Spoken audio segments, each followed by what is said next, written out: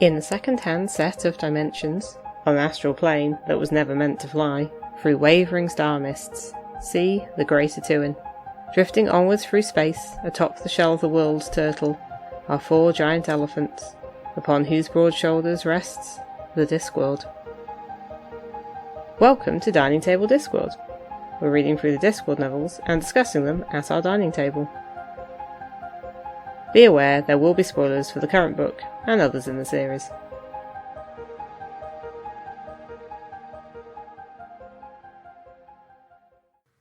Hello everyone, Kathy here.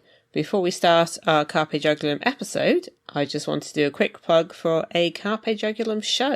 Peculiar Productions will be showing Carpe Jugulum at the Gate Theatre in Cardiff between Wednesday the 8th and Saturday the 11th of April 2026. So if you're listening to this when the episode goes out around February 2026, you may well have the chance to get some tickets. If you're listening to this much later, probably a bit too late. I'm mentioning this because our friend Jane is involved in the production. Anyway, on with the episode. Hello, welcome to Dining Table Discworld. I'm Dave. I'm Kathy. And today we are on book number 23 of the Discworld series, and this is Carpe Jugulum, published in 1998. So, Kathy, what is our synopsis? Agnes is getting used to being the new Lancre Witch, with commentary from her internal alter ego Perdita. Magrat gave birth to a princess, and Nanny is bothered about the Omnium priest doing the naming ceremony. In a reverse Sleeping Beauty, everyone really wants the old witch to come to the ceremony and be godmother. She was definitely invited, but Granny Weatherwax doesn't appear. Meanwhile, the Count de Magpie, from neighbouring Ubervold, has used his invitation to bring his whole family, and only Agnes, with help from Perdita, seems to notice that they're vampires planning to take over the country. The Phoenix, Centaurs, and Blue Pixies, with a distinctive accent, are flooding into Lancre. After escaping the castle, the 3 witches go in search of Granny, who disappeared into Gnarly country, and initially refuses their plea for help, believing she wasn't invited. She arrives at the castle later, only when the others' plan is failing, but falls prey to the vampire clan. Agnes is shown modern vampirism by the Count's son Vlad, who is intrigued by her. Nanny and Magrat flee with the baby and the vampire's disgruntled servant, but end up at the vampire castle. Granny, who might turn vampire at any time, goes on a wet, dark hike through the mountains with the help of Oates, the Omnium priest, a man in 2 minds about most things. Just at their moment of triumph, the vampires become quarrelsome and have an odd craving for tea. Then their victims start to realise that they can fight back, and the Magpies retreat. Yes, this might turn into a double feature episode, depending on how long we go. This is quite a long, in-depth book, and Kathy has many thoughts. I'm sure you have thoughts too. I have thoughts, but possibly not as many as you do. I think this might go into our initial impressions bit, which is that this is one that I read a lot when I was younger. Thinking about it, I think I might have read Small Gods before this, but I don't definitely know. Omnianism being a religion didn't surprise me, but because I hadn't connected with Small Gods, I didn't draw the line too much, which is obviously I have now because we read Small Gods quite recently. I definitely read this before Masquerade, which meant that Masquerade kind of suffered a little bit from the same thing that Guards did for me, and I'd already seen the characters in a later book and was like, oh, well, this is a previous state. Yeah. I very much liked it, so I definitely read it a fair few times. I very much like it now, and yes, have a lot of thoughts. How about you? I don't think this one particularly... I enjoyed it, but I don't think it's kind of a pinnacle for me. I like it for the things it introduces, which is a lot of things that comes through later books. I don't think this one was quite one of my formative ones like it was for you. I think this was just one that I read as I kind of went through the series. So. Sure, okay. There's going to be a lot of me now. I mean, that's not necessarily unusual, but... fair. Where Masquerade, as we discussed, is very much a book about twos, about dualities and double acts. In this, certainly for part of it, Gran is thinking in 3s, which is obviously just before she disappears. The idea is the 3 witches, which is something that I think this book might have been the first time I came across it. I know it's been used in lots of other things, and it is, the sort of triple goddess, the 3 witches is, in a lot of things, it's a big mythological, cultural sort of folklore type of thing. But in this, Nanny ends up explaining to Agnes after they realise that Granny disappeared when she was thinking 3s. And it's the idea of the maiden, the mother, and, as in this book, the other one. Clearly it's Crone. Yeah. But they never say Crone, they say the other one. It's a bit mean. The phrase needs to be reappropriated or something. It does seem also that Nanny is more forthcoming with Agnes than her and Granny used to be with Magrat. I don't know if they've realised they need to tell the younger witch some stuff. Educate them. Or whether it's just that Agnes is a little bit more forceful with this sort of thing. But I was like, oh, at least that pattern's not continuing. Considering that they, went and kind of got Agnes sort of, and yes, and witchcraft had a recruitment problem in previous book. So, yeah, you've got the Maiden, the Mother and the Crone, and Nanny sort of explains that it's kind of more of a state of mind thing. Obviously, maiden tends to mean virgin, but some people are kind of maidenly even if they're married with children. I think she cites Agnes as an example. Nanny, who'd always been the mother, is very much said she didn't think she'd ever been maidenly, even before she, and then she's had like a dozen kids. And then the other one, I think, has different things to it, but the way it's sort of shown is that Nanny says that she's the one people call out for births, and Granny's the one they call out for deaths. Yeah. And the reason that Granny's probably having trouble with this is that with Agnes having been recruited, and it sort of seemed like Margaret kind of semi-retired and was being queen, but the idea she was pregnant, so that distracts for a bit. Well, we don't ever see the pregnancy, though. It's just Margaret suddenly has a baby. The idea is that, Agnes is the new one, Margaret's had a baby, which makes her a mother, and then that kind of does that shift the things. And where's Granny? Promotes Nanny York, whether she likes it or not. Yeah, Nanny doesn't seem to like it very much. I can't be the other one. Although I actually think previous descriptions of Nanny have suggested she might have, she's the one that doesn't have many teeth and things like that. Yes. Whereas Granny's the one who had trouble growing warts. I think is usually described as like handsome, rather than pretty or beautiful. But like, so. But it's an attitude thing. Less crony, more. Yeah, just not. Oh no, it's definitely that. Just not fulfilling the classic. I think the thing is that Granny had obviously jumped from some point, possibly, but we don't know about this exactly, being maiden to right into cronehood. Yeah. Probably, I imagine her as one of those people who looked old quite young, like certain actresses. Although Nanny also makes the point, she says, when you've been around for a while, miss, you'll see that some people's body and heads don't always work together, which I think was the whole idea of it doesn't necessarily specifically matter whether you're a virgin or have given birth. Yeah. But it also could mean a wider thing that is actually quite... that could be touching on wider things, don't you, if Pratchett meant it that way, but it does seem very relevant, like what's in your head and what your body is, those aren't necessarily always the same. And, I think one of the things with the crone is, though, that you're kind of the stern, mean, horrible one, because Agnes says something about, maybe we're always very nice to her, and Nanny's like, Esme doesn't thrive on nice.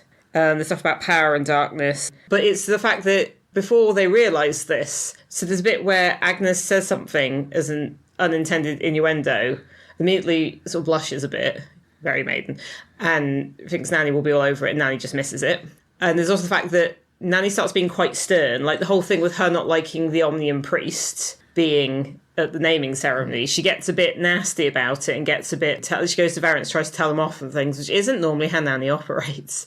So she's a bit... so that they're all shifting into these roles that are imposed upon them. So we're going to kind of go through those three first. Yes. And we're going to do it very much by character, I think, because Granny's going to be a big bit in the middle. Right, so Agnes and Perdita. So there's quite a development from Masquerade, and I think when I'd read Masquerade after having read this, I was a bit surprised that Perdita was kind of only sort of in it, as sort of like some thoughts at the back of Agnes's head. She wasn't a full character, whereas here she is a full person who just is also a personality within Agnes. I was going to say, it's a full person who just happens to take up the same space as Agnes. I mean, in the later kind of witch series, there will be some other stuff a bit like that I think Pratchett experiments with.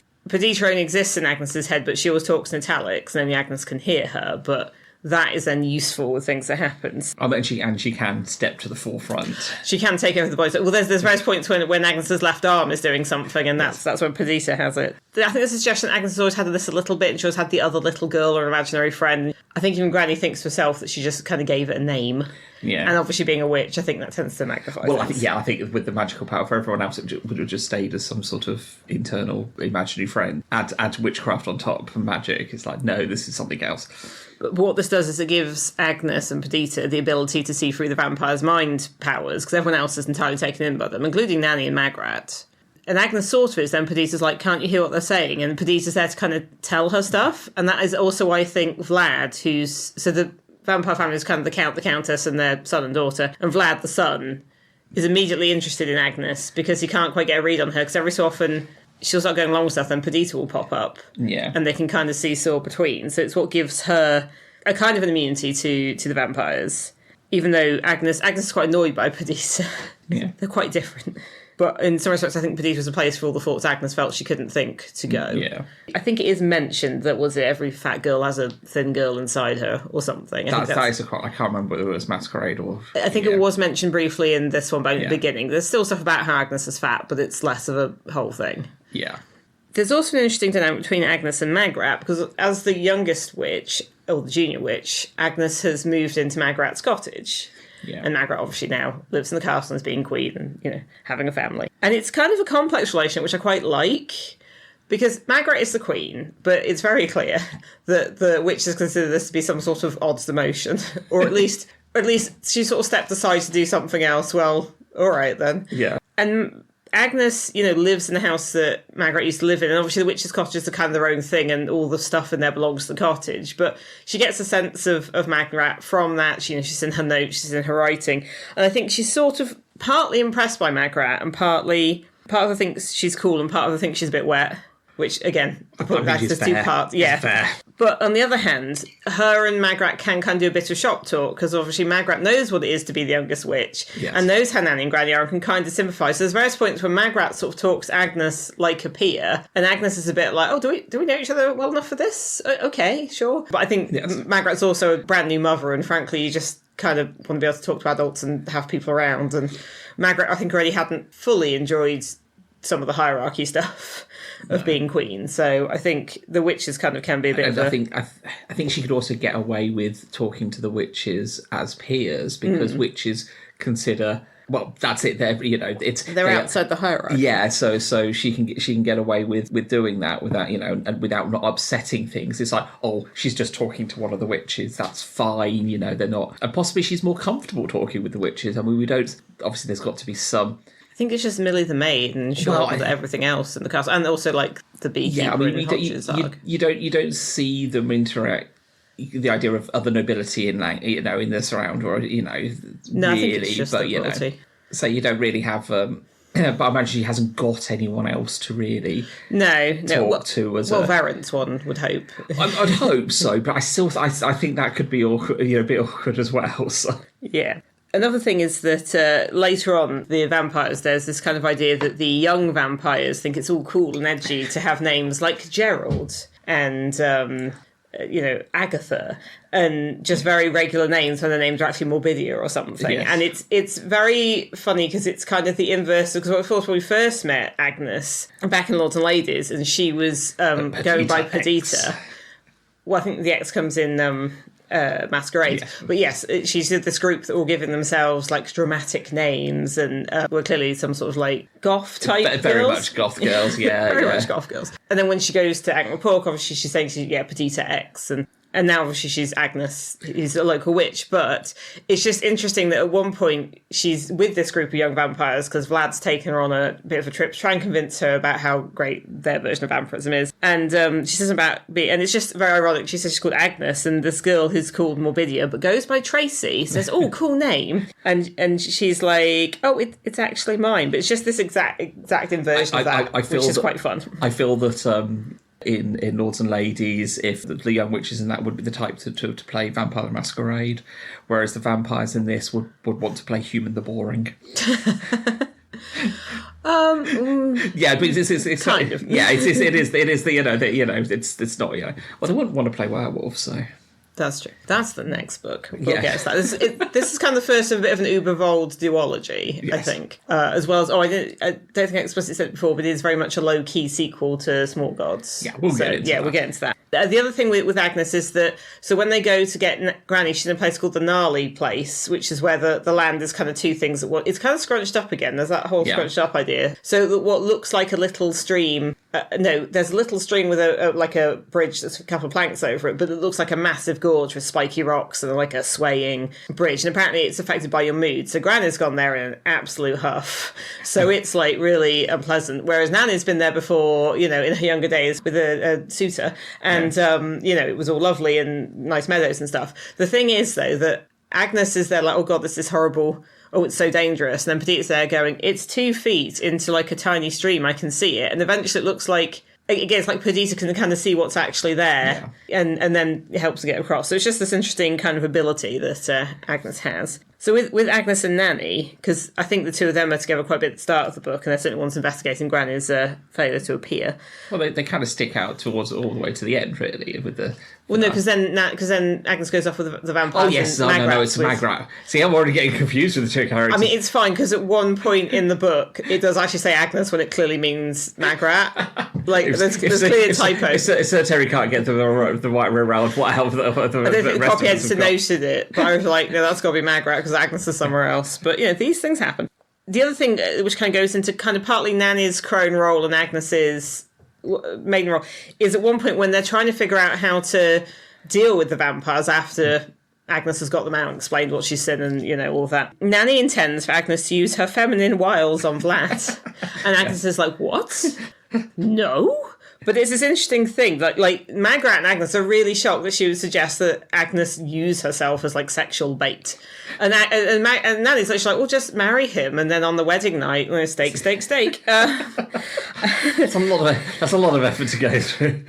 But the thing is, though, as Nanny said, she'd do it herself. Yes, like she's like, if I was a bit young, absolutely, I would do. It's just that he's not interested in me, and it does kind of go against the fact that my Nanny pointed out sometimes people are maidenly and that's just how they are. Yeah. But on the other hand, this isn't anything that Granny would come up with because she can't be having with that. No. But if you're going to be the ruthless one that does stuff, this is very much what Nanny's version of a crone is like. Yes. This is Nanny being the other, this isn't necessarily very matronly, but it is very the other one. Yeah. So Agnes is kind of sent to the castle to sort of distract Vlad. She's like, well, I'm not doing that. And again, in fairness, everyone's shocked by it, but Nan's like, I would absolutely do this. Yep. So it's not gone into a lot, but that is one way women had of dealing with things in the past when they didn't have a lot of power. So yeah, with Nanny, if we go more into her acting like Granny at times, and people actually point it out before they realise what's happening. Like there's a couple of times at the ceremony when she's acting like Granny, and then she literally has to step in and be the godmother. Yes. So it's kind of this very literal, like, stepping into the role. But once Nanny realises that's what happened, she gets very annoyed by the whole thing. She's like, oh no, that's something Granny would say. So Nanny objects to Omnians because they did some witch burning. But then I think the priest Oates himself points out, well, at some point they burned almost everybody, to be fair. I think they were equal opportunities burners. I mean, this thing, she gets very stern with him, which again isn't normally how Nanny would deal with stuff. And then she kind of tries to go to Verence and tells him, no, you can't have him. And it's quite funny because you only get a bit from Verence in this, but Verence is described as sees Nanny as somebody who's usually behind Granny. And it's like, yes, that is what's happening. As I said, the last book was more Nanny's book. And, and Nanny tries to point out to him, it's like, does he know he's a silly man in a silly hat? And he says, oh no, she says about knowing him back when he was a silly man in a silly hat. And he says, well, I still am, but this one is heavier. Which is, again, we only get bits of Verence, but it's clear that kind of loyalty and duty stuff is still there, and he understands where it's from. And part of the problem is that Verence is trying to be all international and modern, which is why he invited the Magpies, who are obviously nobility from a neighbouring country. But the thing is, the subjects don't really care about that. No. Which I think, I'll go into that a little bit more later. Another thing with Nanny, because she's not doing her schmoozing thing so much, but that doesn't really work with the vampires. It's just trying to go in. No, they've already schmoozed everyone. They don't need to schmooze any further. Well, more meant Nanny doing it. Yes, but it's difficult to schmooze someone who is being mind controlled. This is the thing. This is what Nanny is a bit worried about, because when they go to find Granny, she won't come back with them because she feels she's not wanted. Even though everyone was so worried about the invitation, they discovered that Magpie actually stole it because they made it extra gold. Extra shiny. And they sent it first. Because it's a mental problem, a mind problem they're going to, and Nanny is very aware that is not her realm, that is not her thing. And she actually says she's not so good at borrowing, and she makes the comment to Agnes that Granny once had to rescue her after she'd been a rabbit for 3 days. And Agnes says, rabbits sound dull. And Nanny says, they have their ups and downs. Which was not a joke I got as a teenager. And I don't think Agnes gets it then. No, I don't think Agnes gets it at all, yeah. Okay. Maiden to mother, that's...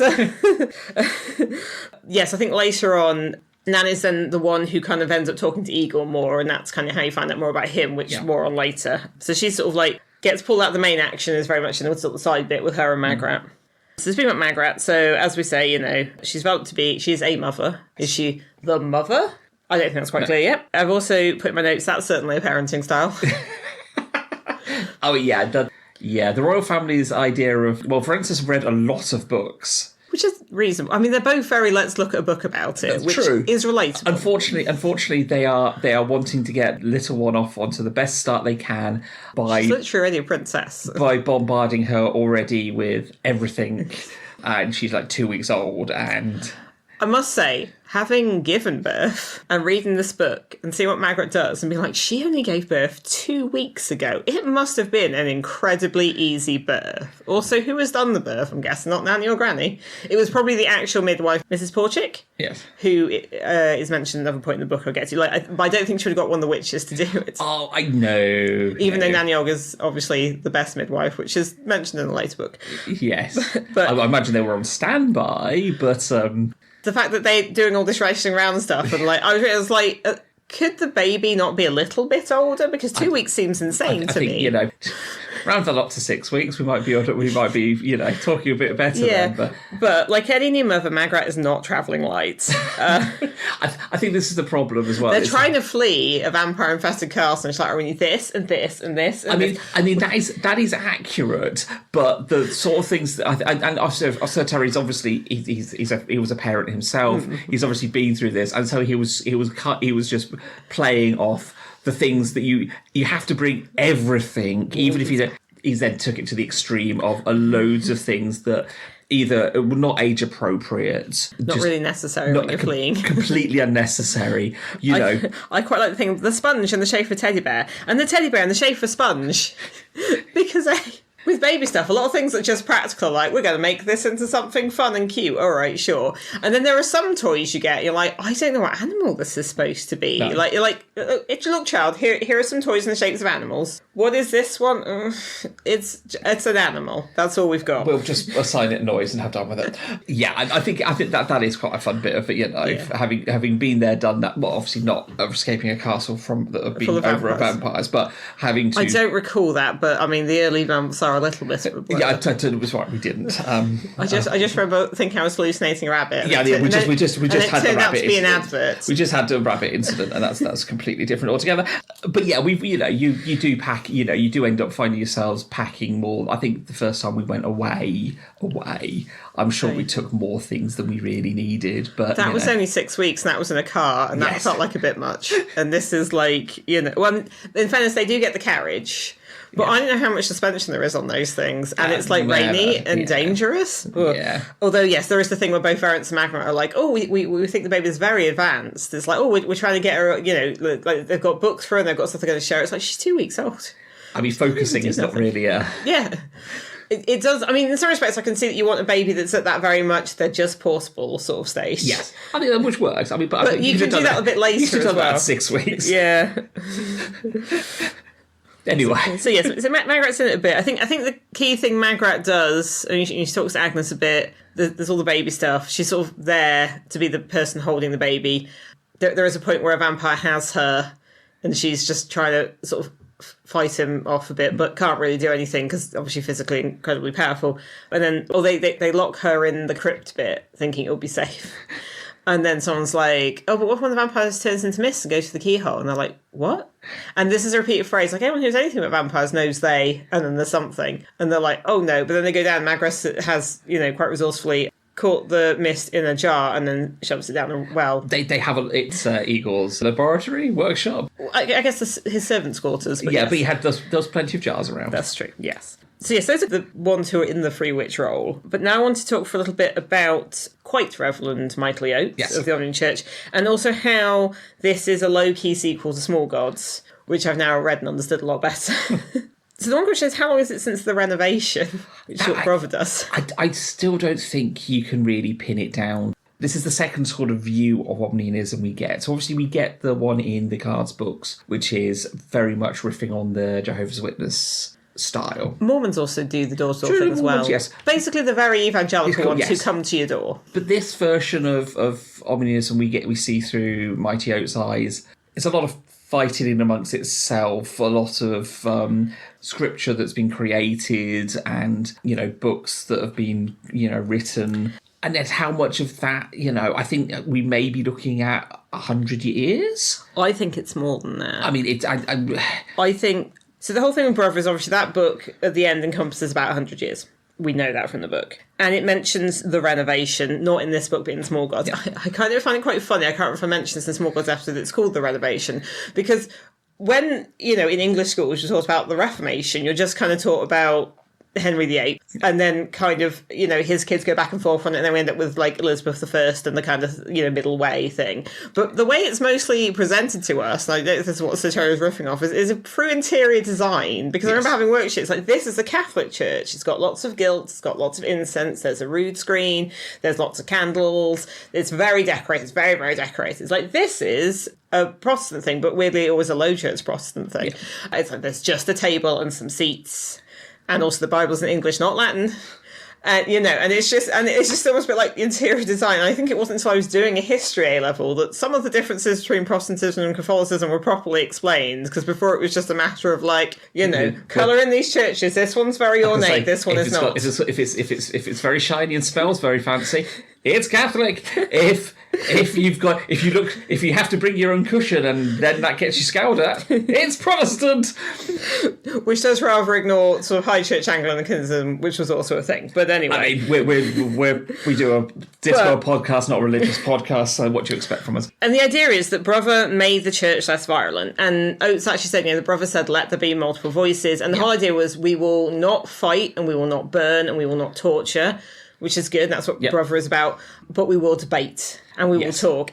But the thing is, he mentions there have been multiple schisms. So to me, clearly what Pratchett is talking about now is, it could be early Christianity, you've got the whole Council of Nicaea, and it doesn't mention that. It mentions there are various convocations and councils and all sorts of things, and they decide this and they decide that. I think it's mostly aimed at Anglicanism and presumably the Church of England. Yeah. Although I'm saying that as Church of England is the only church I've ever personally worshipped in or had much knowledge of. Yeah.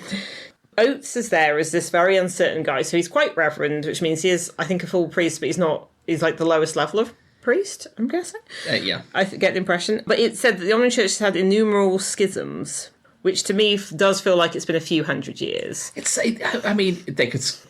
You can do a few schisms in a short period of time if you do them properly.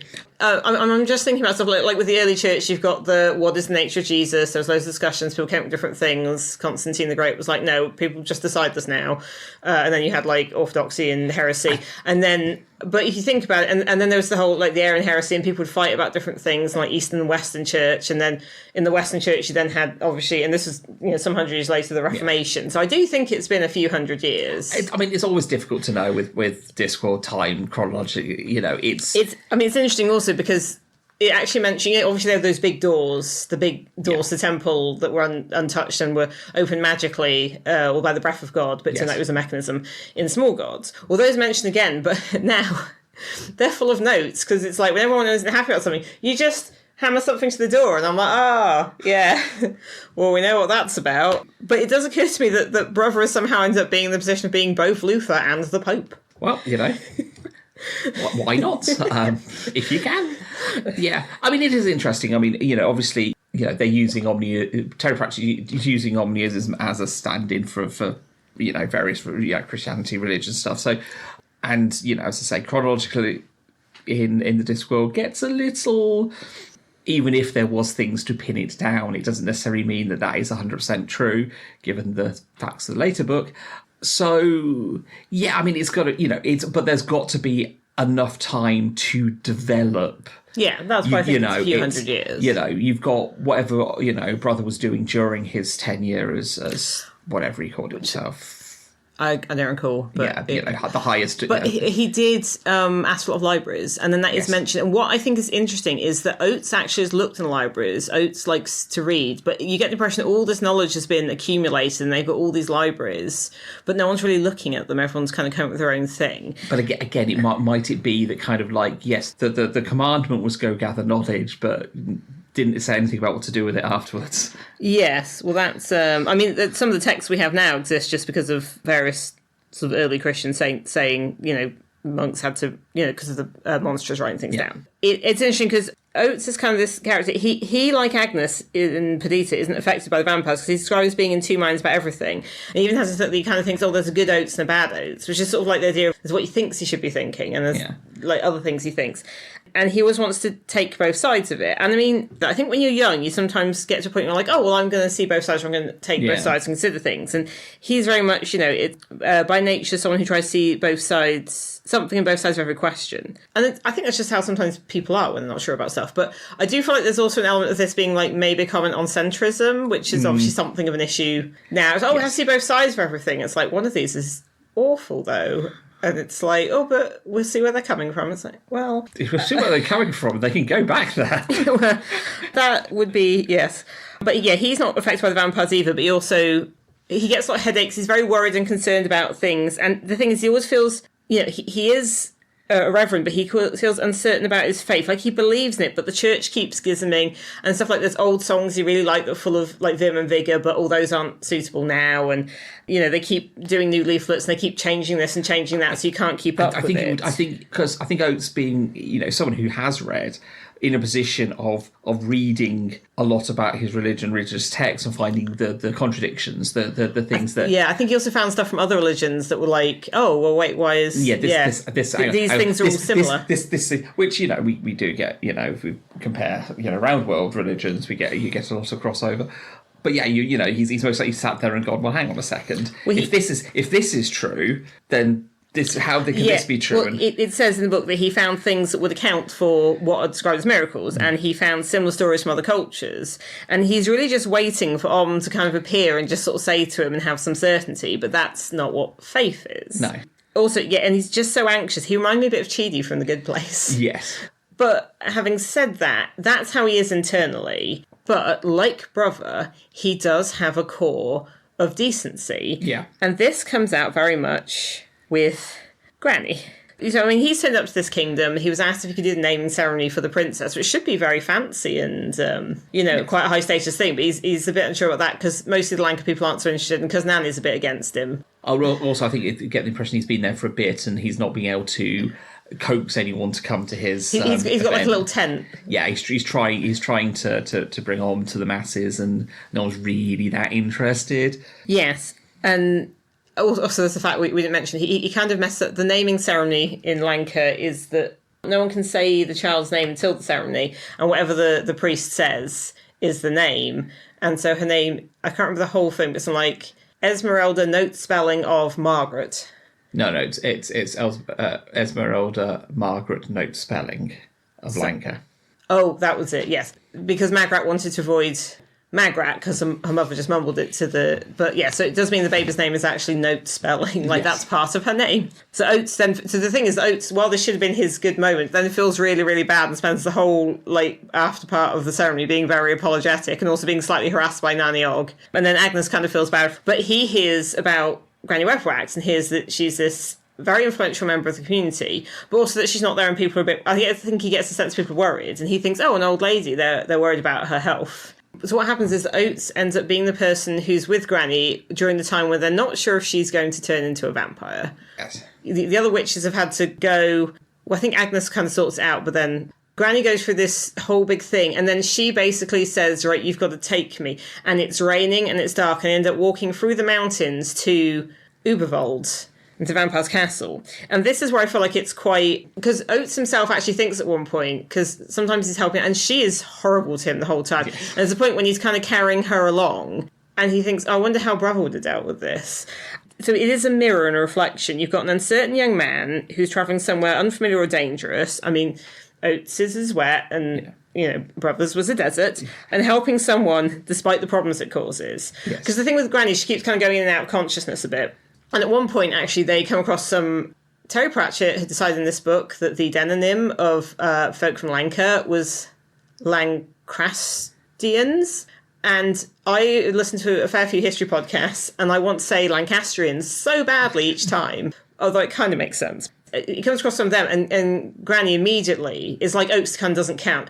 Granny immediately pulls herself together, and Oates is, and when they were like, oh yeah, and Oates is like, don't you feel like she's an old lady and she's out in the cold and she's clearly unwell, but she's holding herself together, and it's this interesting thing where her people, she will stand up and be she'll pridefully hold herself up. So Oates appeals to them to, like, help a poor old lady, and there's mutual confusion because to them, she's more like a monster. I was going to say, which we'll get to a bit. It's like, should you be allowed to be out, in the dark? What if something happens? It's like, yeah, but they're not worried about something happening to Granny. They're worried she's going to happen to them. So yes, yes, and yeah, you do, and she's very much, and then she goes round a corner and basically goes, "Is anyone looking?" And then basically goes, yeah, because Oates he isn't one of her people, so he doesn't count. She can kind of show weakness in front of him, but it's just a sign of how. And there's a lot of, let me hold your arm. This is Granny to Oates. Let me hold your arm because the ground is slippy and we won't want you to slip over. And it take Oates for a bit of time to realise that no, just go with it. I mean, you've got this incredibly hard, determined older woman with this incredibly uncertain and kind of wishy-washy younger man. And yeah, there's this whole thing that she's always acting like she's helping him, and later it's a bit like, oh, it's so bad she has to drag you across this damp wilderness, and he's a bit like, yeah. But during it, he actually gets properly mad, and that's where you kind of see this duology of Oates. But it kind of describes, again, going back to the whole contrast with Brother. I mean, obviously, Gran is still much better than Vorbis. Yes. Who I think is one of the worst people in all these books. Well, actually, I suppose the vampires are worse. We'll get to that. Yeah, we'll get to that. But Oates kind of thinks about Brother's journey, and he sort of describes Brother as having broken the church into 1,000 pieces, which then started arguing with one another, and finally turned out Oates, a man who argued with himself. Yeah. For part of it, they're talking about various things. Part of it is Granny kind of going through this weird transformation and this sort of difficulty. She's obviously physically not great, but they start talking about Arm a bit as well. Not that he's even trying to convert her, but just I think it's making conversation a bit. And so Oates says, according to the Prophet Brother, to live properly is to believe in Om. Because Granny said, well, what if someone doesn't get, converted? And Gran's like, oh, that's clever. He gets you coming and going. A good thinker it took to come up with that. Well done. What other clever things do you have to say? And Oates gets like, well, he didn't say things to be clever. But since you ask, he said in his letter to the Simonites, it is through other people we truly become people. And Granny says, good. He got that one right. So there's some stuff that she agrees with. Yeah. And, because Oates is so uncertain and all this wavering, and he's trying to do service, he's trying to be helpful, but he's also supposed to be converting people, though I get the sense that's not a thing he's great at, but it does seem to be a big focus of the church. But then there's a bit where Granny describes what she would do if she truly believed. And that bit I think we've mentioned this before with Granny, that bit in Lord of the Rings where Galadriel gets the ring and goes like dark? It's a bit like, oh. Yep. Or, like, it would put Joan of Arc to shame. She says, I don't think it's fashionable right now, because it seems to me that if you see evil, you have to wring your hands and say, oh, dearie me, we must debate this. You'd be happy to let things lie. Don't chase faith, because you'll never catch it, but perhaps you can live faithfully. And again, that does feel like a comment on a lot of things right now. Yeah. Too many things. And Oates thinks to himself, oh my God, if she ever finds a religion, what will come out of these mountains and sweep across the plains? And you're like, yeah, which is also why, because at this point we're still not sure if Granny's going to become a vampire. And again, that's a horrifying prospect. And this other thing, Oates is carrying her, even though, it's dangerous because it's slippery and it's wet, and he doesn't know where he's going, and she does, but it's dark. But also the fact that at any moment she could turn into a vampire. Yeah. But this is like ways like Brother. It's just like, well, this is what I'm helping this person. I'm getting through this. He's got that kind of decency to him, and I think that's the bit that's important. But he doesn't know that, which is kind of sad. But yes, he's also sort of sacrificing himself to an extent, or put himself in danger to an extent, which is just what Brother did. And I guess it's nice that it's that, but there is the interesting thing that when he's thinking about he wants a sign or something, because all the other gods of Discworld will turn up and like yell at you, smite people, and it makes the point that Om is the silent god, and it's like, oh, this feels very very like modern religion. So Oates is that's quite an interesting character. And then Granny's, and he does get really frustrated with Granny at points. Does start thinking annoying, angry things at her, which he'd normally suppress. But at some point he does kind of start getting really tested with her. But she doesn't mind that. As, Nanny said, Esme doesn't thrive on nice. No. So she actually has more respect for him when he's, like, getting all riled up at her. Yeah. And I think we'll just go into, like, Granny a bit more, because this is very much... she's very absent from the first kind of third of the book, and then it's, like, absolutely her. Obviously everyone wanted Nanny to show up. She didn't. She felt snubbed. She went and hid. Editing Kathy here, just to say that this next section has brief mention of a stillbirth. If you're not in a place where you can listen to something like that, just skip ahead about a minute and a half or 2 minutes. Well, actually, she didn't go and hide initially. So because she's still at home, not naming ceremony, what happens is she gets called over to a birth. Yes. Now, this mirrors a bit in Masquerade. And in fact, I thought in Masquerade it was that bit, this bit. It's different. There's, so I think it's Mrs. Porchick, who's the midwife. Not sure if I wrote down her name. It's gotten too serious, the midwife. What's happened is basically a woman who's heavily pregnant gets kicked by the cow. Yeah. And so she's bad, and the midwife isn't sure what to do. And you've got the farmer there waiting anxiously outside the barn. And what happens is, as in the Masquerade bit, when they're her and Nanny travelling, death comes. And, it's like a life has to go. And I mean, in that, that's when Granny was getting a bit, big for big for boots. And it's kind of like she ends up arm wrestling death. And you're like, okay. But this isn't that. This is less bombastic and a bit more. Granny saves the woman and helps the cow, which just had something stuck in its leg. But it's the baby. And it was a boy. And this thing, when the midwife comes, she says, oh, it's a boy. And it's like that information is... Because it's still in the kind of time when, boy babies are more... Yeah. And the midwife gets a bit... The midwife, who obviously had Granny called, gets a bit... Oh, you should have asked the father. And Granny turns to him and says, well, what had he ever done to me that I would hurt him so? And the whole thing with this thing, with Granny, and I think is the big thing with the other one...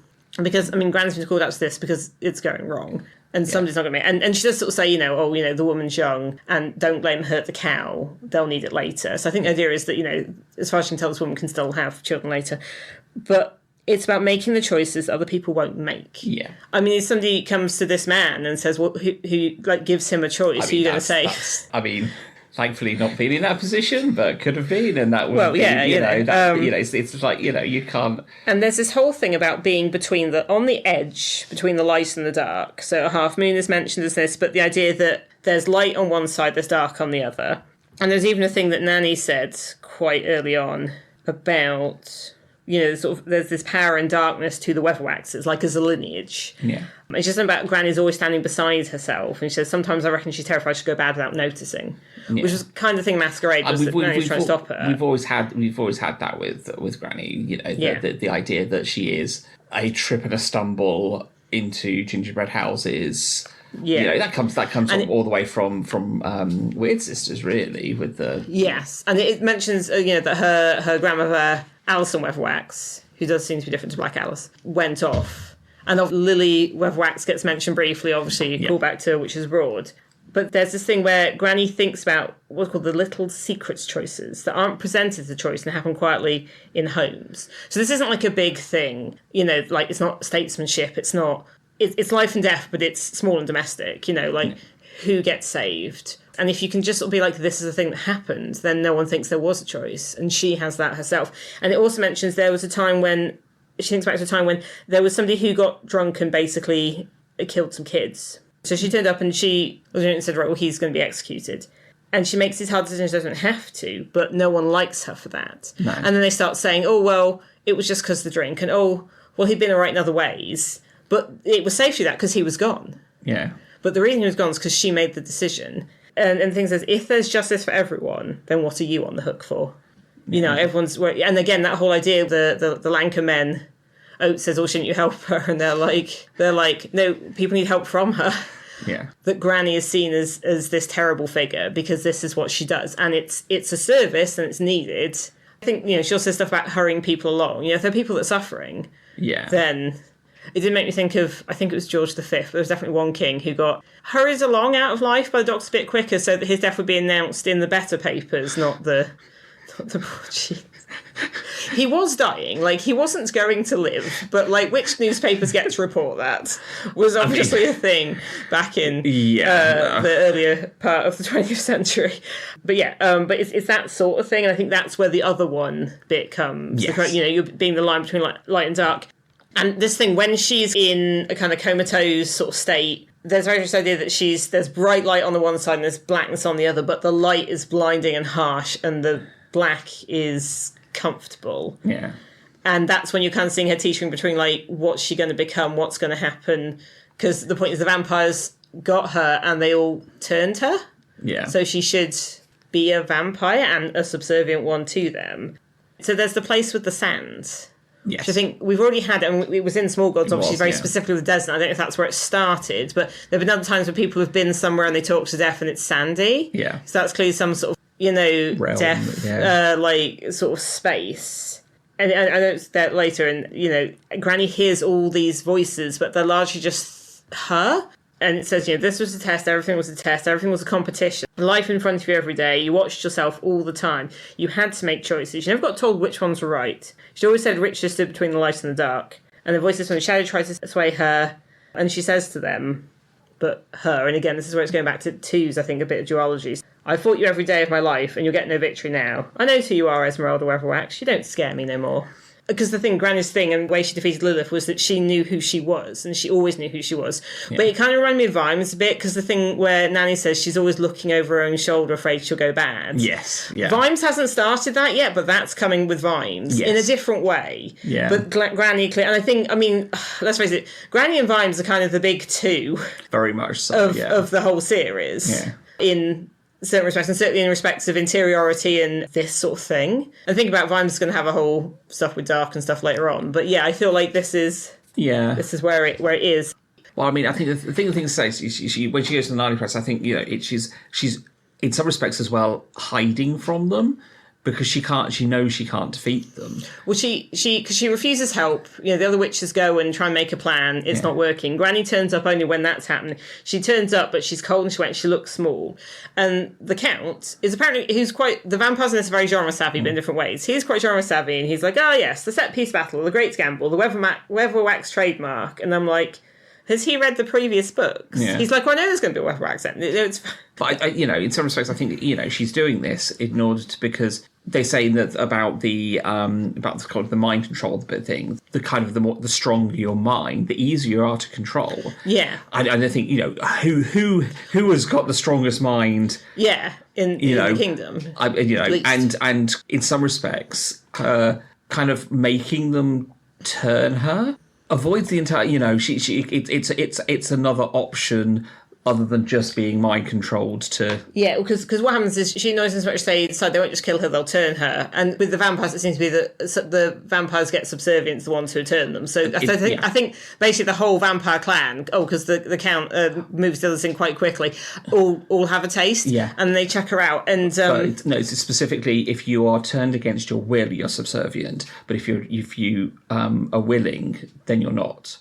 Oh, okay. That's why Vlad keeps going on at Agnes to try and convince her. Yes, and why the Countess isn't. Yes, because the thing is, they sort of feel, both the vampires and the witches feel that when they've got Granny, something goes somewhere, like her mind goes somewhere. And then there's this whole thing about where is she really? Because, the thing is, it is obviously an absolute ordeal. Like, she's very weak. And we kind of skipped over it before. There's a bit where she's taken down to the forge. And they kind of chain her to the anvil. Yes. And Granny does that thing with temperature. Basically, it gets really, really hot because she's putting all of her pain, all the fever and all of that into it. But again, there's the fact that when she wakes up, they're not quite sure what it's going to be. And then when she does seem to be an old woman, that's when Oates takes her on. But there's still the fact she could turn into a vampire. Oh, and I just realised the other bit I didn't talk about, but is the big quote from this that you always see in this, is when her and Oates talking about religion, so just going back to that, or at least talking about sin. He says, there are so many shades of grey, and she's like, nope. He says, pardon? She's like, there's no greys, only white that's got grubby. And sin, young man, is when you treat people as things, including yourself. That's what sin is. That's the quote you see all over the internet. Yeah. And then he goes on and goes, I'm sure they're worse crime. And she's like, but they start with thinking about people as things. Obviously, that's the one that gets used a lot, but she said it to Lilith Weatherwax back, you're treating people as though they were things. And then there's a bit where Agnes gets really angry about people being treated as things. And then Agnes also, so Vlad sort of takes her to this village the vampires run. She sees how awful it is, which we'll get to shortly. Yeah. But she says something about not treating people as things. And Perdita's like, where did that thought come from? And there's this whole idea of where is Granny? So Nanny's obviously thought that Granny's in baby Esmeralda. Yeah. And Agnes maybe thinks she wouldn't do that, but then thinks, where is she? And she thinks maybe she's gone into the priest in Oates. Yeah. And then Lacrimosa, who's the Count's daughter, and is incredibly unpleasant, she thinks that she's in Agnes. Well, she doesn't like Agnes anyway, so any excuse. Yeah. And then Agnes and Perdita are like, that's silly. And it's like, wait, but is it just us in here? Because then Agnes sort of does some stuff that seems a bit nasty. Mm. And it's like, how would we know? So there's just this really skillful thing of the various places that, like, different people suggest, like, obviously Granny has gone somewhere, but where is she? Even though she's also still walking along with Oates.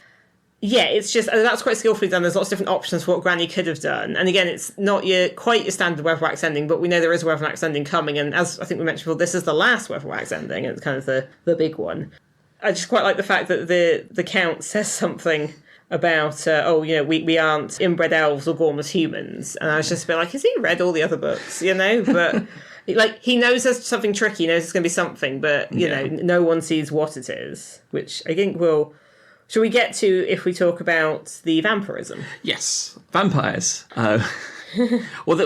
These are, a new breed of vampire, yes, new generation. Modern vampires in which the Count has been basically teaching his family through aversions training, but basically microdosing or something. Yeah, microdosing of garlic and holy water and all sorts of holy things, actually. Yeah, and because this is the new modern vampire. It's not like his father's day when it's his uncle. Oh, is his uncle? The old Count is the uncle. Yeah. Where you had this castle and just lots of things lying around that could easily be turned into shapes of holy items. Although given the number of gods in the Discworld, that's I think the point is made difficult. later. It's like once you see the patterns, almost anything is holy. Yeah. And you don't leave things lying around that can be used to hurt you. And you don't have big windows with twitchable side curtains if sunlight hurts you. Yes. So he's thinking, no, we're going to do, and we're going to make it more modern. And I think it sounds all right until you see the village. I think that is the one that really. So what I'll just say before that is there's kind of again a bit of a dark mirror thing between the Count and Varence. I think. I mean, obviously, Varence is very well intentioned, yes, and he's read all these books, and he started a crop rotation. He wanted to have a parliament, and people don't really turn up to that, and they just keep doing what they're doing because his job is just to be ruling. And why is he trying to actually get them to do things or make decisions? Like that's what he's here for. And there's a bit actually where Nanny and Magrat are talking in the carriage, and Nanny's a bit like, Magrat feels bad, like people don't respect Varence very much, and Nanny's like, could he try like shouting and stomping a bit? It's not really how he is. Be a bit more kingly.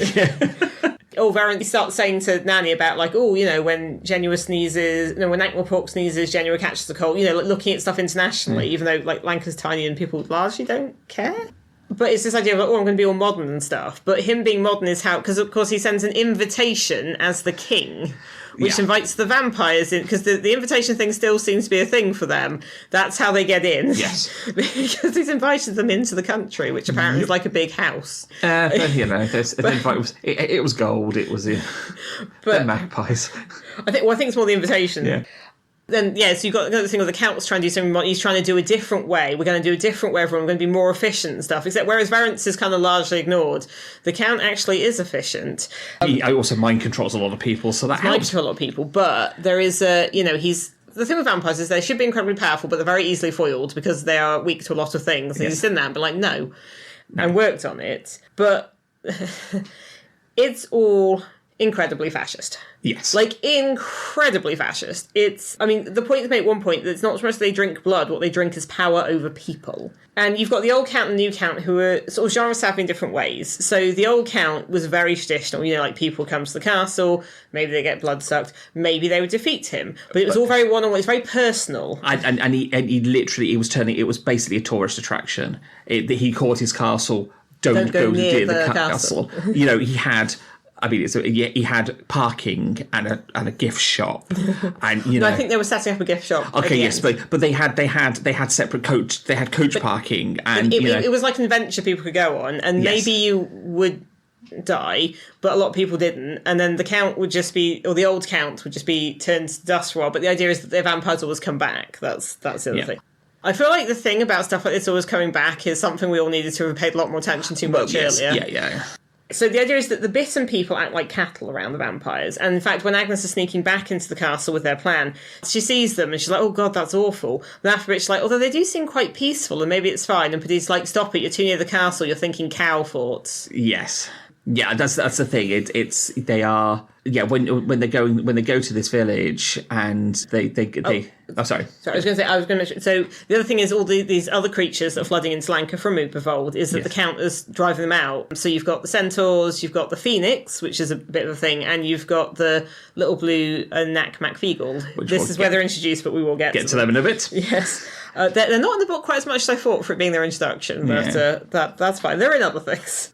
And so you've got the whole thing where Vlad has decided that he's intrigued by Agnes and he wants Agnes. And Agnes is occasionally a bit like, well, Perdita's a bit like, oh, he's quite handsome. And Agnes is like, no. But Perdita also doesn't like him. And they both hate, so Lacrimosa or Lackey, who's this...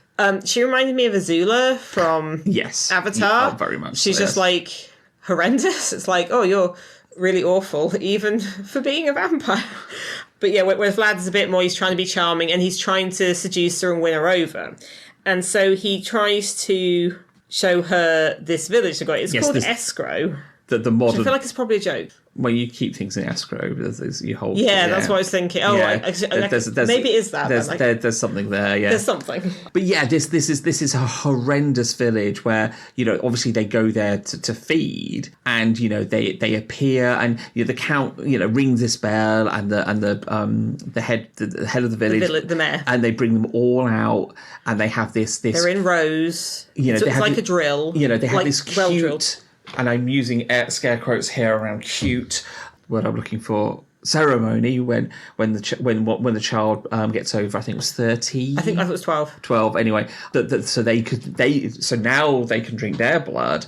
There's this. Well, they do a little bite. They don't drink it, they bite them just to mark them, and they get a badge, and it's just all this like. And it's supposed to be like this kind of like becoming an adult type ritual. And there are smaller kids running around between like it's a big family thing. But but you can tell when you actually look closer, that they are terrified. They are, The mayor is overseeing it all, but he won't kind of look him in the face. And at one point, Agnes sees his face, and it's like the most haunted face she's ever seen because he's overseeing all this.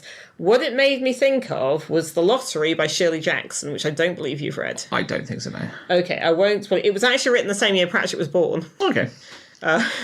Classic. Yes, it's this story of a thing happening in an American village, and all these people gathering like, oh, we're having the lottery, and it's this thing every year, and it becomes increasingly sinister. It's worth a read. Okay. I mean, admittedly, I first read it as a spoof on something else, but I have gone and read the original. Like, it almost seems nice, except it's nighttime, everyone's out there. Yeah, it's this, and it's clear what happens is basically there's some form of lottery, and that's how the vampires feed. Yeah. But this whole town is just like a blood reserve for them, but these aren't people; these are things. Yeah, and it's the count is putting this modernisation. He's saying, no one's killed, people aren't taken away in the night. No. Everyone's fine. And like. I think it even says something about like helping their economy or something, or like rewarding them. And I think Agnes says something sarcastic about, maybe they should get prizes. And I'm like, maybe we should introduce some sort of scheme with badges or something. That might be nice. And it's like, what? But I mean, it goes to show immediately, though, as soon as thoughtful reasons, the vampires start not being losing their upper hand. Suddenly, everything the tables are turned very quickly. This is the thing. So what happens is that Agnes is sort of protesting this a bit, and this is the thing. Like, no one's speaking up. So Agnes actually says, "Well, no." Lackey gets fed up and is going to just go and bite some guy, but properly bite him, and she can't. And then the second they see that a vampire can't bite someone, the people suddenly... And the mayor, who'd just been absolutely cowed, is suddenly trying to strangle the count with his gold chain. Yeah. And a lot of the vampires do actually, I think, get killed and knocked out. The point is, this is happening... And then, because then Vlad kind of gives in, actually... Because, I will say, but before this, which is kind of a clue, Vlad, at some point, said, Agnes asked Vlad, like, why is he messing with her rather than just bite her and be done? He's like, but I couldn't be having with that. Yeah, so this is all happening after they've they've drunk from Granny, and then they decide to go off. Yes, to Escrow to sort of show the ritual, but also to chase after Magrat and Nanny, because they think that Granny is in the baby. So during this, that's what Nanny thinks. No one else is sure that's an option. Okay. Still, they want the child because Well, she's the princess, and that's just extra leverage on Lancre. So they've this is all happened. So and as soon as any sort of weakness, it's like no, that the entire village. This is not. They are not enjoying this. They don't like it because what happens is the vampires find they can't bite people. Yes, like they physically can't do it, and as soon as villagers realise they turn on them, and it's this obeying in advance thing. Like, I mean, the village has obviously been cowed. Yeah. But as soon as they realise we can fight back, they absolutely do, and they are brutal. I mean, the Count and his whole family get away. That's when Agnes gets left behind. And they're not quite sure what Agnes is going to wake up as, because they did see Vlad bite her. Vlad bites her and then legs it. But then she wakes up herself, and somebody's going to try and hit her with a frying pan. She's like, no, and she meets some of the villagers a bit more, and they're now actually... But she's the one who says, what you need to do, send runners out to all the other villagers and tell them what happened this night. Yeah. And then Petite's like, why did you do that? That's very nasty. And they're like, yes. I mean, it's sensible, but not necessarily something ruthless, though. Yes. And is that Agnes? Because the other thing is the vampires start getting really tetchy and argumentative and bickering. Yes. And it's quite an interesting bit when, Lacrimosa's got a bit fed up and turns on her father, the Count. I mean, she's always been a bit kind of grumpy and spoiled, and sort of says, well, but, starts arguing with them. Like, well, what is this? Why are we doing this? What is all this nonsense you're doing with us? And he's like, I'm just looking out for you. And she's like, for what? She's like... We're immortal. You're just going to boss us around forever. And then she's like, Vlad was right. I mean, this is because they got ages. Then they look like they're... Oh, yeah, they're like a couple hundred years old. Yes. But they're vampires, so, yeah, they're still the kids. Lacrimosa says something about, all this whole Lancre thing, Vlad was right. And then it's interesting, the Count turns to his son and says, right about what, pray? Pray has an E in it there. Yeah. Has an E in it. Which shows that the Count... I mean, I think he does love his family, but then, like, when Magrat throws what turns out to be the Countess down the well and she goes into a river, he's like, oh, your mother will be back. It's fine. Like, the Count's not really... It's still him. Like, he's the, the head of the family. He's, in charge. Or so he thinks. And again, the idea that what they drink has power over people. It's not just about blood. You can get blood from all sorts of things. I think now maybe we'll go into what actually happens. Vampires, they get in the castle, there's this whole thing, and then Granny turns up and she's there drinking a cuppa and everyone's staring at it, and even Agnes is like, oh, the tea. The tea. Ooh, and they're like, oh, we've been cursed, and they keep thinking, oh, it's her, the witch has done something to us, but no one knows where she is or what she's done. And she's there drinking some tea and chatting to them and telling them off. And she just pours it on the ground, like, and what happened was that Granny didn't go borrowing, she didn't hide her mind. What she hid her mind in was her own blood, which they all drank. Yeah. And then Agnes got bitten, so she also has it, which is... Because there's a bit where, when Lacrimosa is saying, she thinks that Granny's hiding in Agnes, and Agnes and Petite like, well, it's just the two of us in here, isn't it? And it's like, well, how would we know? Then this is the last Weatherwax ending, and it's a bit different to the others. But again, there's that thing where Granny goes up against something much more powerful than herself. Yeah. There's uncertainty if she's going to win or if she's going to die.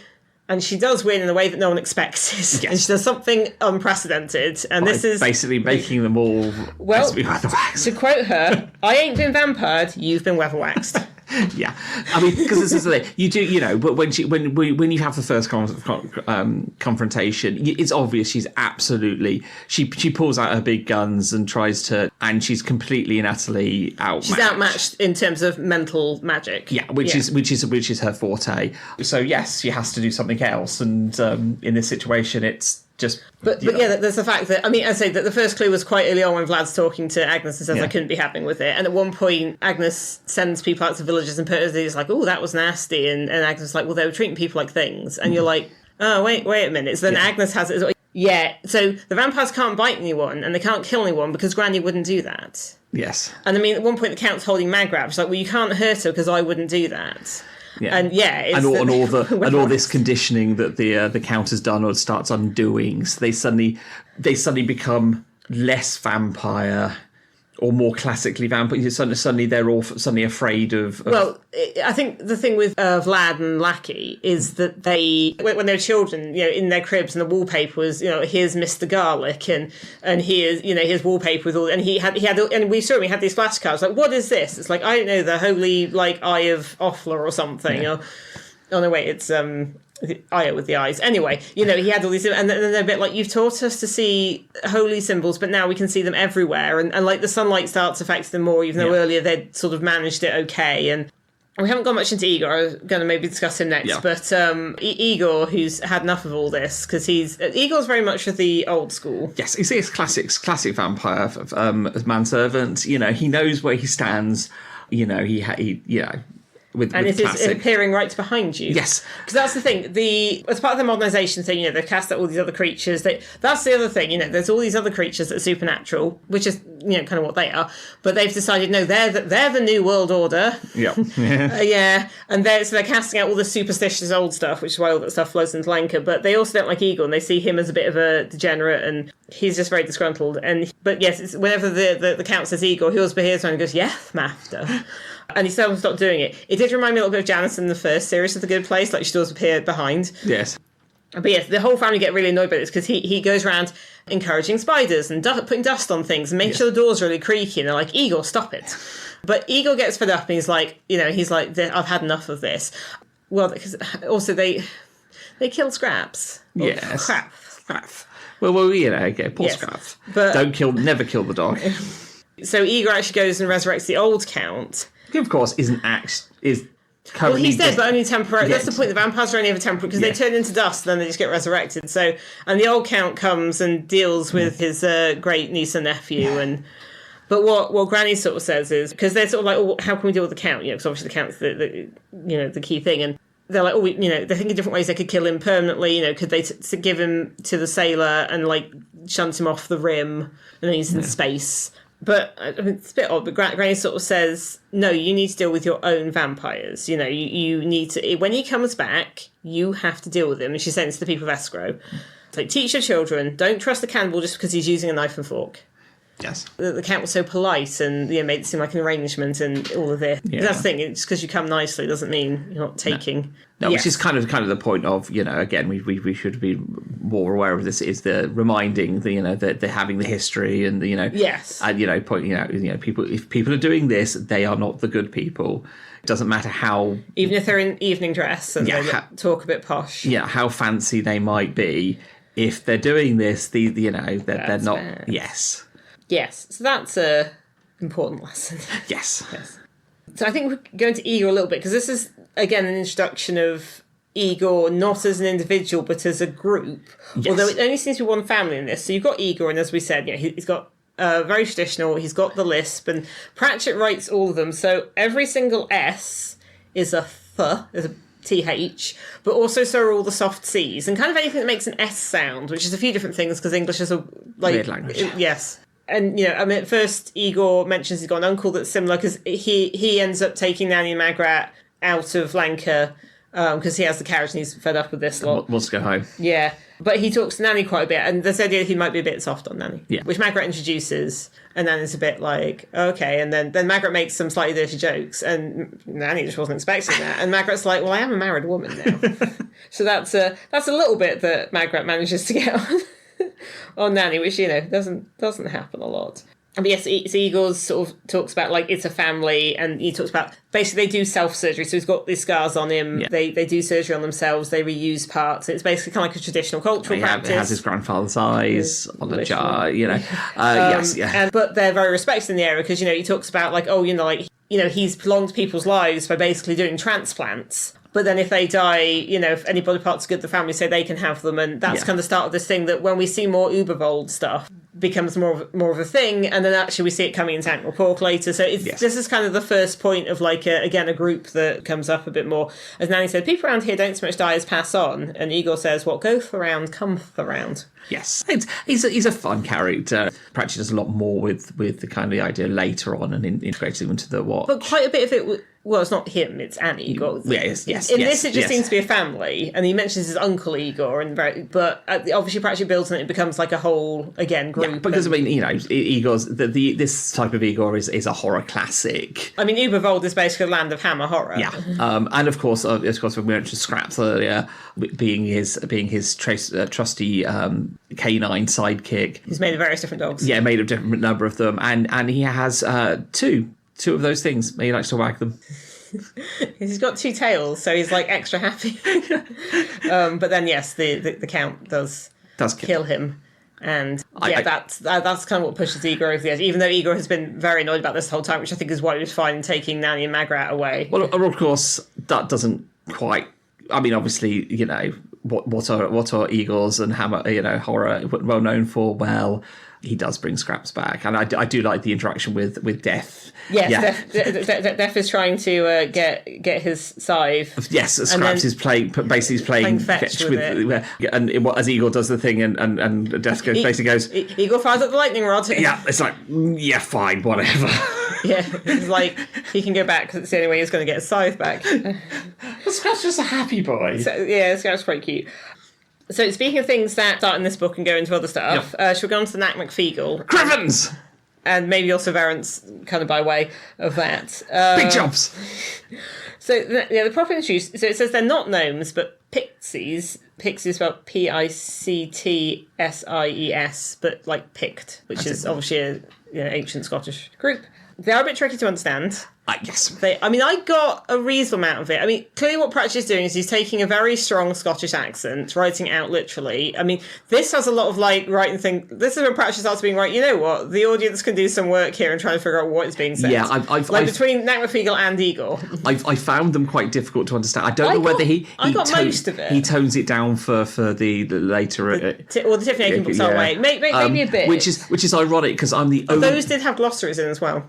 I'm one of the few people that can understand the caretaker where I work who is very, very Scots, and everyone else can't understand him, but I can when he's talking. I mean, I think in this Pratchett was mostly doing English but in a very strong Scottish accent written out like that, but also a bit of Scots, like actual Scots. Yeah. I mean, it just adds, to be honest, most of the time you don't really need to know what they're saying, because they're just shouting bits. I mean, they flood in when the vampires chase everyone out. They end up in Nanny Ogg's house. Nanny Ogg knows them, because of course they're aware of her still in the woods. Yeah.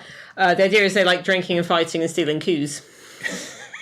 by picking them by one under each hoof and just running them off. Because they're tiny. The thing is, they're described as being like, I think it's 3 or 5 inches tall or something. But also in this, Willie, they all have, and they look blue, but I think the idea is that they're covered in tattoos or like that woad stuff. Yes, I think it's woad so tattoos. In this, they don't seem to have blue skin, but they look blue. But also mentioned they all have little hats. And that combined with that being in the cover thing suddenly made me think of Smurfs, but like terrifying Scottish Smurfs. I mean, yes. And considering they're mostly male and there's only one female, it's not entirely dissimilar. No, I imagine. I don't know if that was the reference. It just suddenly came. I to imagine me. There was a certain amount of riffing on that one. Maybe, but yeah, the idea is that they drink and they fight. Basically, the stereotype of, I suppose, Scottish raiders, although let's face it, there's always a lot of cross-border raiding in both directions in the history of England and Scotland.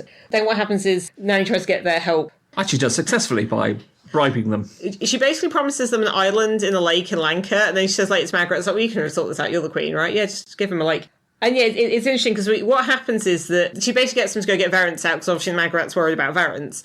So they kind of kidnap Variants, but the most involves picking him up and carrying him, but he's literally lying down and is horizontal and being carried along. And then it's like crowd surfing, except if the people just holding you up and running. Yeah, it's also kind of like the opposite of the Lilliput thing. It occurs to me suddenly. You got because in that they kind of bound Gulliver down because he's a terrifying giant, but with them they're just like, big jobs, and they just kind of carry him around. To be fair, because why not? Because they are very, very strong. Yes, well that's the thing. They're incredibly strong and small. But there's a bit where he goes into the barrow where they are, and you've got the Kelder who's bigger than them and is female, and it seems a bit like a hive. Yes, we don't really go into the even later. I think it's alluded at a little bit more in some of the later books. Yeah. But there's one guy who's a little bit more understandable, and he says, "We of the Nac McFeegle are simple folk." I'm not going to do the whole accent. No, that's fair enough.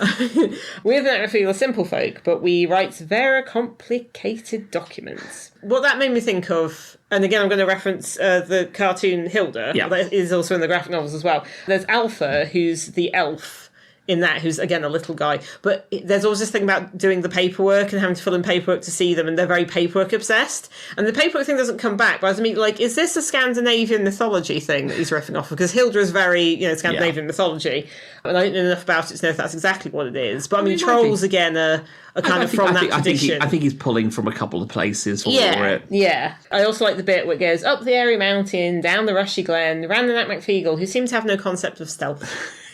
I was like, I love that. I've forgotten that bit. But yes, because as Verence is going along, there's like a fox comes out and is startled, and so the fox is dispatched and carried along with them, and there's like, I think, a startled deer that gets captured, and then he's basically, they try to take him in the barrow, he's too big, so they just like hack at it so he can get in, and then he's in there, and basically, you know what Nanny was saying about Verence not really being respected by his people because he doesn't do a lot of like stomping, shouting around, but the Nakmafee will give him some of their brew.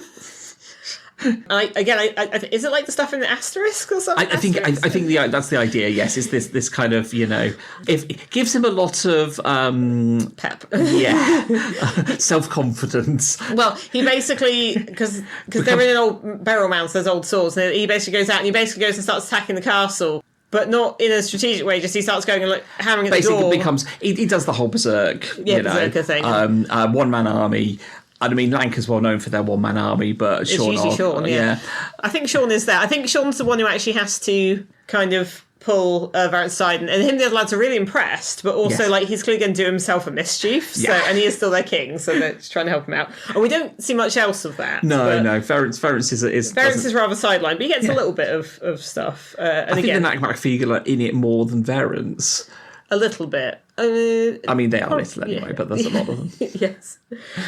Talking about things that kind of came out of Ubervold with the vampires forcing them is also the Phoenix. Yes, the Phoenix. We get because right at the start the vampires are hunting the Phoenix, and so it does its thing in the not the area of the Lancre Castle, whatever they're called, the Falcon. Where the birds are. I feel like I should know that, and I've forgotten now. I'm saying Muse, but that's not right, is it?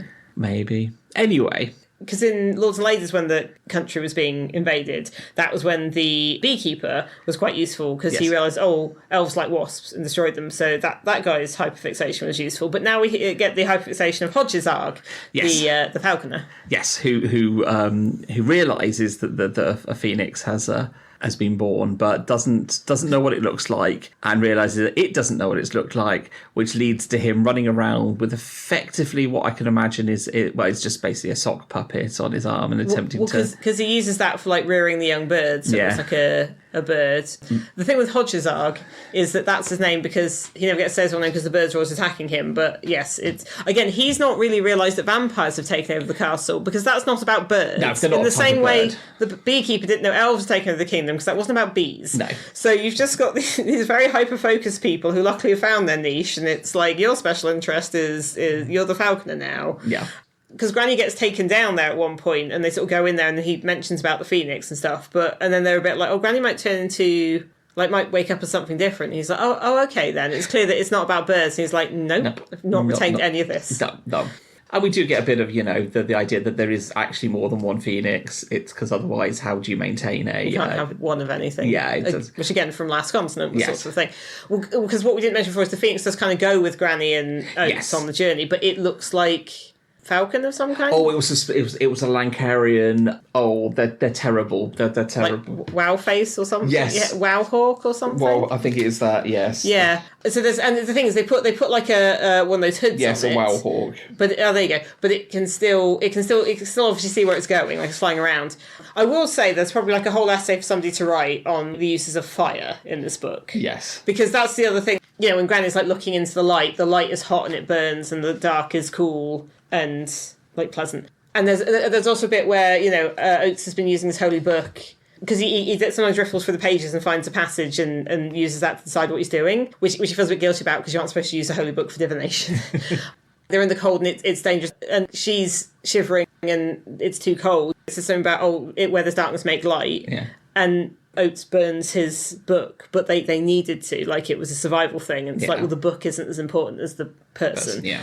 But yeah, the Phoenix is around. It doesn't do its thing until right at the end. Right at the end, when it sort of partly trashes the vampire castle. Pretty much, yeah. It does a bit of fireballing. So yeah, stuff with fire, and because again, obviously, Nanny's original concern about Oates was he was Omnian and they like to burn things. Yes. Well, witches. But kind of like, again, lots of people, they burn many people in their past. But yes, the things there. But yes, it's just this very interesting idea with, this fixation on birds. And then the Phoenix, it isn't just one, but everyone kind of thinks it is. And then that also, because it doesn't see its parent, it kind of just takes the form of whatever bird is around. Because all the falconers, there's an old book which all the falcons are filled in over time. And, Hodges goes back through and finds but all the ones are drawn differently. Like sometimes it looks like a duck, and sometimes it looks like a swan, and you know. And so this one looks like a wow hawk, but it's got like one feather that's like a flame. Yeah. So I think that was like the main big subjects that I had. I mean, I've got a few things. No, that's fair enough here. Mm-hmm. So here's one. So as we know, because we know the whole series, and at this point, we know now that this is the last Witches book where we have them as the Witches. The final Weatherwax ending. Yes, because I've not read. Well, okay, you've not read this Crown, but the point is that from now on, the Witches are secondary characters within the Tiffany Aching books. Yes. So, we think that this is a good final book? Yeah. I mean, obviously, when he was writing it, I don't think he planned that far ahead. I think he just wrote what he wanted to at the time. Well, so, I mean, we can tell he obviously changes his mind about various things. So and also he comes up with things he likes. I imagine he thought there might be future, but obviously this is the last one. So what do we think about it from that point of view? Yeah. It goes so deeply into stuff with Granny. And actually, there's a bit at the end when the old Count turns up and he chats with Granny. And the old Count recognises various people because he knew their ancestors, and they looked at him. Oh yes, your father died your great grandfather died very well. The person looks very proud. But he says about meeting Alison Weatherwax on her way through, and she stopped. And Granny's just so happy that she didn't go to the bad. Yes, that she was herself and she left, and she didn't get turned into a vampire. And she just went off, which I think is something that's obviously weighed on Granny's mind for a while. And then you've got the ending where, there's Oates, and Granny's obviously put the word around that everyone is to attend the service. So everyone does, except Granny, but they keep making mention of a hawk that's up there, and it's like she's borrowing. I don't know, I feel like this is like the third is Granny dead thing, and she's not. But the point she says, I know who you are, Esmeralda Weatherwax, and I'm not scared of you anymore. That feels like such a big part of it, and I can see that being like a good... I think we're at a point of what do you do with the cat, especially with Granny. I suppose I think you could. There is a little bit to trod, possibly more with the changing roles with the other three. It's Agnes, I feel, is let down by this because obviously Masquerade was kind of her and Nanny's book in some respects. Obviously Granny's a big part of it as well, but Margaret wasn't even in that. I mean, Margaret's she's a mother now, she's queen, she's got a sort of stable family. But Agnes, it felt like she was just kind of beginning, and we don't... Because I know that Nanny and Granny show up not in the first Tiffany Aching books, but some of the later ones, because it goes a bit more into Lancre. Yeah. And you get more old witches as well, who I don't know if they're mentioned previously, but it's a little bit more varied, so there's more of a wider cast, I think. Although I know there's a lot of witches in the Seeing Little Fishes short story, which I read a while ago. So we'll get to that. Yeah. Yeah, I feel like Agnes is the one who obviously had some potential, but her and Perdita are still these two people. I don't think she doesn't get more. I sort of feel a bit like, oh, okay. I suppose the sort of the new witch finding their powers and place in society really gets taken over by Agnes. Not Agnes, Tiffany. Tiffany. Get the right one. Gets taken over by Tiffany. So you see a witch learning. Tiffany feels in a different sort of mould, though. I mean, she's, I think, closer to Weatherwax. I mean, I know she's not but I'm just saying, but I think that kind of that role as a character role. What could you throw up against Granny now? You're running into things. I mean, even the previous book was she was getting too strong, and it was Nanny having to bring her down a bit. But she's up against somebody who understood that he was in a Weatherwax ending and thought he could defeat it. Yeah. Like that's your thing. But it's interesting to see her do the making the tough choices, the arm wrestling with death. No, the arm wrestling death was in Masquerade. Okay, this was her. No, but the point is that those sort of things are interesting to see, but they're not. I think it's a vital look at the witch's role that had been hinted at before, but is actually made more explicit. You couldn't do it if you did a much more mundane story about those sort of things. I think it would be. Well, I mean, you can do that. And it kind of goes back to this thing I think we mentioned in the previous episode as well, because with the Wizards book, we sort of said there's two modes. There's Rincewind, that's just Rincewind, and then there's the Faculty, and who quite often appear in other books. And then we had the last book you said was Wizards kind of concentrated, and actually the better they're diluted. And in fact, there's a bit in that where we sort of say the purpose of the Unseen University is to keep these people out of communities and keep them separate.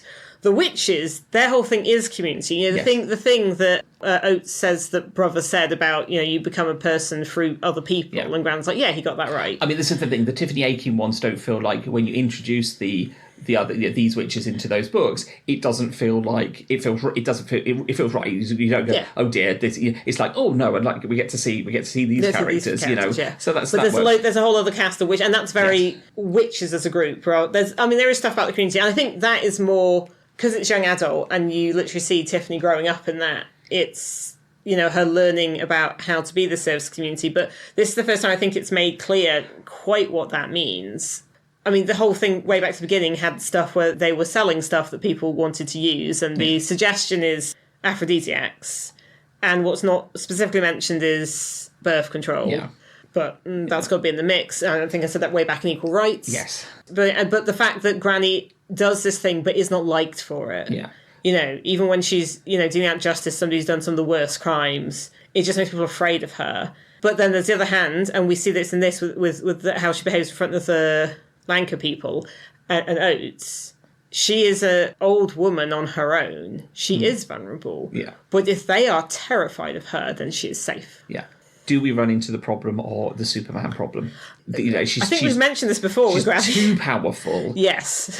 Who do you put up against her? We've had... But you can explore the other characters more, I guess. Yeah, I mean, this is the thing. But, but if you're doing a Lancre story... I mean, Magrat's pretty settled. Nanny doesn't change. She's kind of like Kettle and Nobbs in that respect. Which is why it's fun that she at least met Nobbs. I mean, it's, I think it would be nice to have seen more with Magrat and Verence and, their family and trying to work with bringing Lancre into the year of the...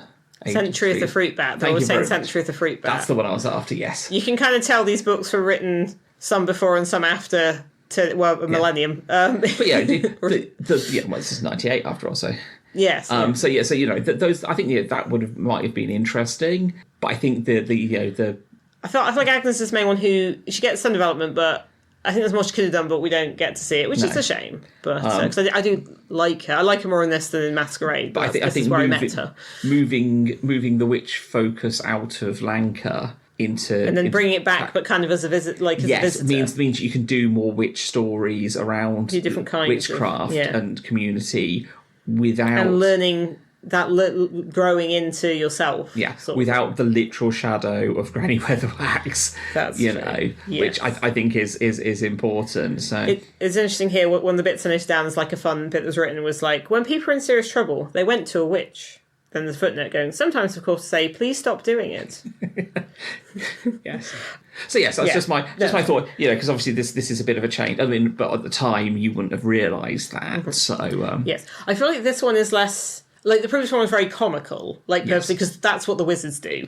Even if you don't enjoy them as, characters. Yeah, I said before, the skill of the comedy with them, the Australian stuff, is largely funny. This is... I mean, there's obviously funny bits in it, there's jokes, but it feels like it's got different weights to it. Yeah.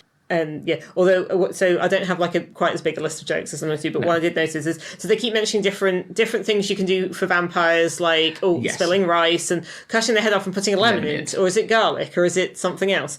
And they mention all these different places. Well, it depends where you are. In this part of Ubold, it's this, and this place is this. One of the places that they mention with different vampire killing traditions in Ubervold is called Cash and Carry. Which I think, is that still a thing? I don't believe so. I do remember there being cash and carries when I was a child. But yes, I was like, it's just spelled cash and carry. And I was like, wait a second. Yeah. Yeah. But also, very 90s joke. Very much so, yes. So. The only other thing I want to mention, well, we said this would be a long one, is there's one bit where I noticed the writing really well. I mean, obviously Pratchett's so good at this sort of thing, but there's the bit when the Feagles first take Verence into the barrow, and it describes... The kingdom had been there for many years, ever since the ice withdrew. Tribes had pillaged, tilled, built and died. The clay walls and reed thatch of the living houses had long since rotted and been lost. But down under the moundy banks, the abodes of the dead survived. And I love that, because that's millennia of history. That's since the ice age of history in just 2 sentences. Yeah. Wow, that's so good. Sometimes stuff just hits you, and I don't always write it all down, and sometimes I focus on the jokes because they're a little bit easier to do. But I just saw that a bit, and I was like, oh, yeah. We have said that there's many things have now been said. There's a lot of things been said. A lot of things have been introduced that, as we've mentioned, will go on to be a big thing. But yeah, it is kind of an ending point, and it doesn't necessarily feel fully like a conclusion, but I think it mostly works as one for a lot of the characters. None of the books feel like a conclusion for anything, because I don't think they're ever intended to be, because it's always an ongoing series. It was always, he might come back to that, Yeah. So yeah, it's... And then when you came back to various things in this, as we've mentioned. Yes. I think we'll wrap it up there. Yes. We're not straying too far away from Uberwald for the next book, because our next book is The Fifth Elephant, where we go... actually is in Uberwald. We see Uberwald... Well, no, the end of this was in Uberwald. But anyway, yes, we see Uberwald through the eyes of the watch. So I think what I meant when it said it was actually Uberwald is that it starts in Ankh-Morpork and it's a watch book, but then it goes into Uberwald. I think increasingly it's like Vimes has to go to a place and it's not Ankh-Morpork and he's not pleased about it. But, pretty much, yeah. I mean, that's a lot of it. I'm really looking forward to this because Fifth Elephant is probably my favourite watch book. Also, probably because of these books. I quite liked werewolves, more so than vampires. That's fair. We will get to that. Yes, next time. So thank you all for staying with us for this extended edition. I think we'll have to see. We might find there are increasingly longer episodes, but we'll take it as we come. Yes. But anyway, thank you very much for sticking with us, and we'll catch you next time. Thank you for listening.